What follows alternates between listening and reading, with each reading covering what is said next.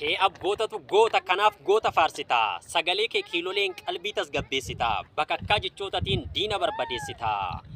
Gootatu goota faarsa guddisa liyyii cirrii. Ati ilma gandaa miti ragaadha diinaaf firrii. Falma abbaa biyyummaa gaafa maastar pilaanii. Gaafa sagalee dhabne gaafa ukkaamamne sanii. Abbaan biyyaa si qeerroo hin sarmini didiroorroo. Jechuun sagalee nuuf taate har'as kunoo yaadaan nuun qaaritee mormor gama ceetee ijoollee warqituu san nu yaadachiifte. Sanyii goototaa faarsuun halagaa maraachite. Gootatu goota faarsa baga goota faarsite. Maarree artistiin keenya jaalatamaa fi kabajamaan Amiin Huseen sirba mata dureen isaa sanyii gootaa jedhu jabaanuun jechuun walloon nu yaadachiise. Sirba kana karaa YouTube isaa Baalee Bu'aa Entertainment irraa argachuu dandeessu. Daawwachuun subscribe gochuun jajjabeessa. Dalla danga gama kana afsi mo ame kule magal dama